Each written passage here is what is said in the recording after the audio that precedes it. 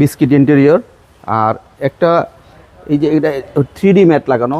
জি জি। তারপরে Android player, মোটামুটি গাড়িতে যা ছিল ওভাবে আছে, ঠিক আছে। আমরা জাস্ট খালি ওয়াশ পলিশ করেছি। হারুন ভাই, আসসালামু আলাইকুম। ওয়ালাইকুম আসসালাম ভাই, কেমন আছেন? আলহামদুলিল্লাহ, আপনি কেমন আছেন ভাই? আছি আলহামদুলিল্লাহ। ভাইজান, আজকে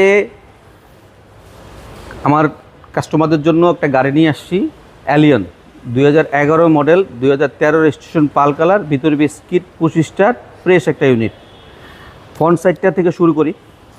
ফ্রন্ট সাইড যেভাবে আছে গাড়ি এভাবে ছিল, ঠিক আছে। আমরা গাড়িটা নেওয়ার পরে মনে করেন কোনো রঙের কাজ করি নাই, গাড়িটা একবারে অরিজিনাল যেভাবে ছিল ওভাবেই। আচ্ছা, আপনার এই সাইডটা দেখেন একবারে ফ্রেশ।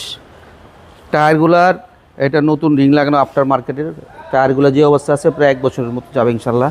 ওকে। এই সাইডটা বাম সাইডের নট এ সিঙ্গেল স্কেচ, যেভাবে ছিল ওভাবেই আমরা গাড়িটা এইভাবে রাখছি। ওকে। ভিতরের পার্টটা খুলে দেখাই। ভিতরে বিস্কিট ইন্টেরিয়র, আর একটা এই যে এটা 3D ম্যাট লাগানো। জি জি। তারপরে অ্যান্ড্রয়েড প্লেয়ার, মোটামুটি গাড়িতে যা ছিল ওভাবেই আছে, ঠিক আছে। আমরা জাস্ট খালি ওয়াশ পলিশ করেছি।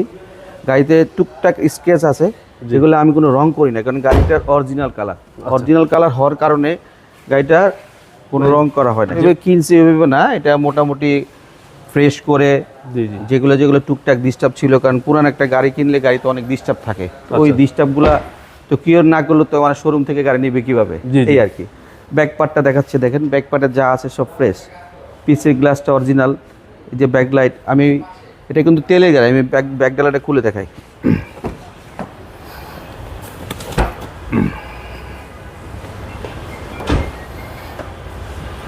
এটা অরিজিনাল তেলের গাড়ি, এটা কখনো সিএনজি এলপিজি বা কোনো কিছু করা হয় নাই। আচ্ছা, পূর্বে কোনো সিএনজি না, পূর্বে কোনো সিএনজি এলপিজি করা হয় নাই। একটা বাই ব্রন্ড তেল, এবং মালিকও এটা তেলে চালিয়েছে। আচ্ছা, এটা নিশ্চয়তা দিচ্ছেন? 100% নিশ্চয়তা। যেভাবে আছে ঠিক এইভাবে। Chassis Marcel,